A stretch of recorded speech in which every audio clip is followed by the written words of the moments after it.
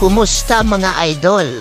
Nabigyan ng pagkakataon ni Coach Tim Cone sina Kevin Kiambao, Fern Tamayo at Mason Amos na makapaglaro ng mahabang playing time kontra sa team ng Hong Kong kung saan ay nanalo nga ang Gilas Pilipinas sa final score na 93-54.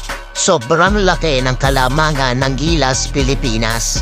Si Kevin Kiambao ay nakapag-ambag ng 8 points, 5 rebounds and 4 assists in 22 minutes playing time.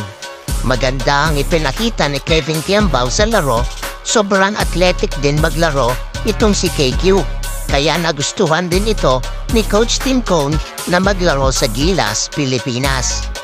Si Mason Amos naman ay nakambag din ng 3 points, 2 rebounds, 1 assist and 1 block in 10 minutes playing time.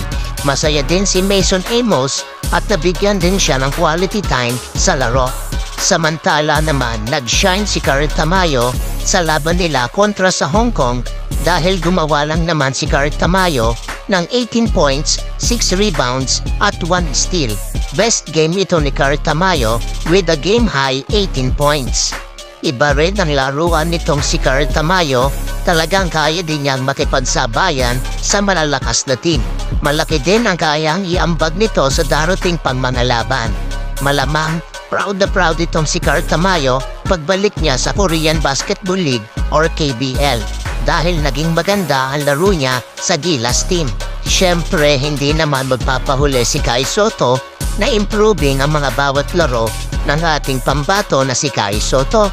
Isa na lang ang dinarasal at hinihiling ng karamihan na sana makapasok na at makapaglaro sa NBA si Kai Sotto. Sabi nga ni Justin Brownlee sa isang interview na Kai Sotto is ready to NBA. Pero lahat naman yan ay unti-unting pinaghahandaan ng ating pambato na si Kai Sotto. Todo suporta din naman si Coach Tim Cone na sana nga ay makapaglaro na sa NBA si Kai Sotto. So yun lang mga idol. Sana nagustuhan mo ang video na ito. Please subscribe, like, comment, and share. Salamat po!